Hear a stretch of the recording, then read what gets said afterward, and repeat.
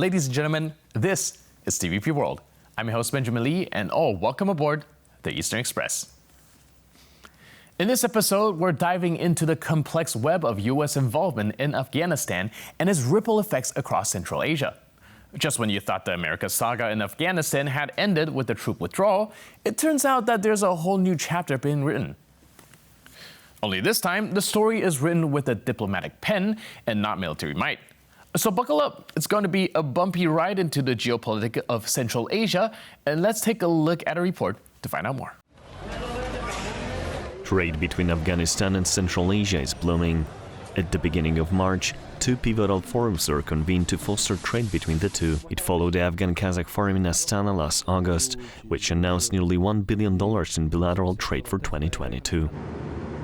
Uzbekistan expressed a keen interest in Afghan cotton to support its spinning factories, with trade between the two nations reaching $260 million in 2023, a six-fold increase from the previous year. Yet another business forum with Turkmenistan saw the participation of 76 Afghan businesses, including 15 led by women entrepreneurs. Turkmenistan has expressed commitment to enhancing energy supplies to Afghanistan and expanding the railway connectivity to Turkmenistani port. The importance of railway lines as commercial lifelines was highlighted by the substantial cargo volumes reported by Haryana News. Transport of thousands of metric tons a week indicate a robust trade network. In a separate incident, the Russian Federal Security Service reported the neutralization of two Kazakh citizens linked to the Khorasan province terrorist group. The incident has drawn attention due to the suspects' alleged plans and the implications for regional security in Central Asia. The increasing trade volumes and the Central Asian government's engagement with the Taliban suggest a pragmatic approach to regional economic stability. Meanwhile, the security operation in Russia serves as a reminder of the persistent challenges posed by terrorism in the region. Together, these events paint a complex picture of Central Asia's current dynamics, where economic growth and security concerns are closely intertwined. And now, let's take a look at the issue in greater detail. Nearly 3 years post-withdrawal, and the U.S. has shifted focus. There's Russia's war on Ukraine to worry about after all, but Washington insists that it has not abandoned Afghanistan.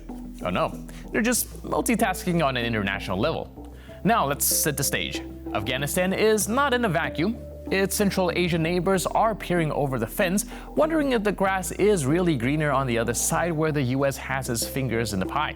These nations are engaging with the Taliban not out of funness but necessity, tackling issues like security, trade, and the ever-pesky water sharing.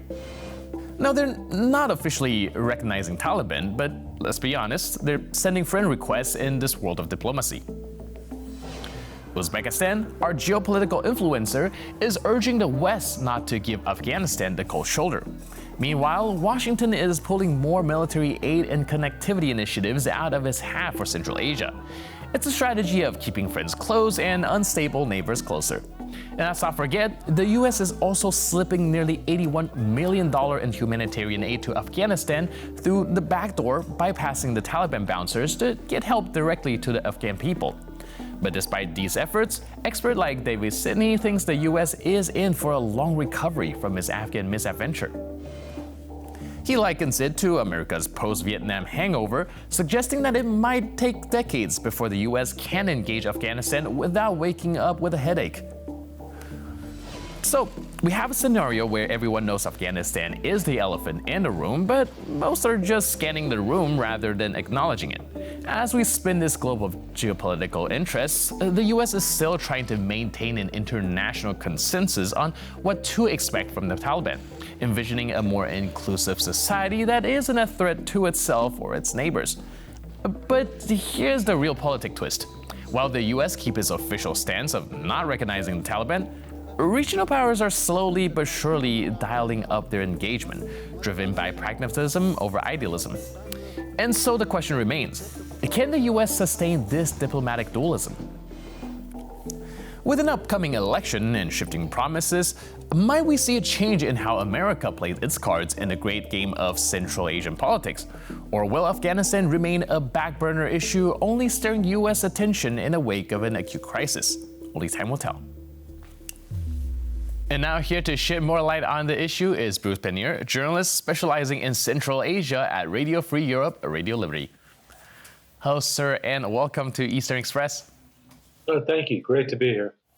All right, so first of all, I would like to figure out how has the focus shift in U.S. foreign policy, notably towards Russia and the Ukraine situation, has affected that of Central Asia. Well, obviously, it's affected Central Asia's ties with Russia. Certainly, because now you got Russian chauvinists talking about Ukraine being part of historic Russian lands. And then mentioning practically in the next breath that there's other areas of the former Soviet Union that are also historic, they consider to be historic Russian lands, and Central Asia is one of them, particularly Kazakhstan. So, it's a strange balance the Central Asians are having to strike. They can't openly criticize Russia for the war in Ukraine, and they can't really openly side with Ukraine. But considering the rhetoric that comes out of Moscow, they got to be worried that if they're next on the list. So it's like I said, it's I don't envy them having to go through this at the moment and try to pretend like it's business as usual and that their relations with Russia are still good and Russia's a friend and ally when you hear something very different from people on Russian television and even some Russian politicians. And with all that already going on, I'm also curious about the situation in Afghanistan. We saw the pullout somewhat unsuccessfully, and how is the U.S. dealing with foreign policy on that front? Well, they still have, they still talk about security with the Central Asian governments whenever there's a meeting. So that, it's not the priority issue now. It's not number one on the agenda when they meet, but it's still up there at the top. So, it's clear that the Central Asians are still anxious to get input from the United States and any kind of help they can get. And I'll say up front that the U.S. does not supply weapons to the Central Asian states, but they do help them with other things in terms of border security. And there's a lot of guessing about what the U.S. role might be and Central Asia's role might be in the so-called over-the-horizon policy. Obviously, this is very classified material, but it was well known when the U.S. withdrew that they were counting on some or several of the Central Asian governments to help them with this over-the-horizon policy of keeping intelligence tabs on what's happening in Afghanistan by using some assets or another in Central Asia, although, again, this is not clear what exactly those assets are or who's on the ground there. But it's clear that this is part of the relationship even today. Right, and I think things get even more complicated given the Taliban status of not having any formal recognition by the international community. So how are the Central Asian countries as well as the United States dealing with them? We do know that diplomacy is still necessary, but there's also an important emphasis on not recognizing the Taliban. This has been one of the more interesting developments of what's happened since the U.S. withdrew. In the late 1990s, when the Taliban first showed up, the Central Asians were extremely concerned, practically panicking. At times, they were against the Taliban. They supported groups that were fighting against the Taliban. Post-August 2021, the situation totally changed. They'd gotten a little more used to the Taliban to talk about what might happen if the U.S. and foreign forces pulled out of Afghanistan. So instead of a hostile policy, which was the policy in the 1990s, they decided that they would try to form a relationship based on trade and transit. And that actually has worked out fairly successfully.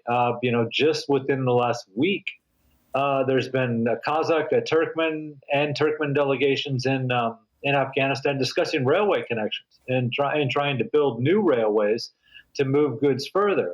At the same time, your point about the Taliban not being recognized is a drawback. Certainly, in the case of water, and I know I've been on the show before discussing this Kosh Tepe Canal that the Taliban are building, and it's using water out of a river that also goes to waters fields in Central Asia. The problem with trying to get a new water agreement or a water agreement or treaty is that the Taliban aren't a recognized government. So even if you have talks on water use in the region, if the Taliban sign it formally, it has no meaning because they're not a recognized government. So this is a big drawback to a major issue. And possibly a bone of contention in Central Asian Afghan relations is that they don't have a recognized partner that they can carry on negotiations with and sign an official treaty. All right, so things get really tangled up with this diplomatic limbo, with the Taliban not being a recognized government. And how are the dealings being done in this sense? Because, like you mentioned, anything signed by the Taliban probably doesn't have really any kind of legal ramifications. No, I mean, this is the problem. That's why a lot of these agreements are, I mean, they do sign papers, but you'd have to almost call them informal agreements. And again, the Central Asians are trying to build trust on both sides of the border, both with the Taliban and for themselves too, by doing these trade deals all the time. I mean, they've managed to ship goods by truck through Afghanistan all the way to Pakistan and even India, and goods have been shipped from India that have also arrived in Central Asia. And again, these railways, that's really what the Central Asians want. They're trying to get access to the Pakistani railway network, which would then bring them to the Arabian Sea, into the Indian Ocean, and help them with trade with the Middle East, East Africa, and actually parts of Southeast Asia too. So that's where it's at. Is they're trying to make the best of it, I guess you could say, and do what is possible, recognizing the fact that they can't really sign any formal agreements that have any meaning. So that's pretty much the situation at the moment. Is that they're neighbors, and they're trying to make the best of the fact that they are neighbors. But unfortunately, right now, there's only so far they can go. Right, and when we're talking about this very complicated situation, we're also looking at the potential hindrance of the U.S. aid going into Afghanistan, because there's also the risk, isn't there, of these aid being taken by the Taliban. How can the U.S. ensure that these humanitarian aid actually gets to where it's needed while not being able to formally negotiate with the Taliban? Well, I mean, this is a good question, and I guess the answer is that there is no way that the U.S. can be sure that it gets there. This has already been a problem. Northern Afghanistan is the majority of the inhabitants are peoples that are in Central Asia. Turkmen, Uzbeks, Tajiks. They're not Pashtuns, which is the core, of course, of the Taliban movement. So there have been accusations that when aid crosses the border, Central Asia is a major conduit for U.S. aid coming into Afghanistan, and there have been accusations that when that aid crosses the border, the Taliban immediately move it further south into Pashtun country, and the people on just on the other side of the Central Asian border aren't getting much, or in some cases any of it at all. But there's really nothing the U.S. can do to ensure that what they do ship gets fairly distributed. Once it crosses the border, it's really up to the Taliban who's going to get it. All right, so with the U.S. essentially having their hands tied behind your back, how effective do you believe America's pledges at the C5+1 summit will be in expanding its role in Central Asia, especially when it comes to Afghanistan? Well, partnerships with the U.S. are, of course, nothing to be sneezed at, so to speak. I mean, the U.S. is a world power, the world power at the moment. It has huge financial resources. It has huge military resources. So, it behooves the Central Asians to want to have good ties with the U.S. They're moving into new areas in the economic sector, which the U.S. could be very helpful in developing, specifically talking about critical raw materials that everyone needs for the modern day electronics and technology that is so indispensable for so many people around the world right now. Central Asia has an abundance of these minerals. So, but they do need financial backing, technological know-how to develop this and get these out to the rest of the world and possibly turn a profit. I mean, these things have been called the oil of the 21st century, right? So they're going to need help from someone with like, again, the financial and technological means, and that means the West, and that certainly includes the United States. Again, the United States has just come out of 20 years of experience with Afghanistan, so this is also useful. The U.S. clearly has gathered a huge amount of intelligence on what's been happening in Afghanistan in the last 20 years.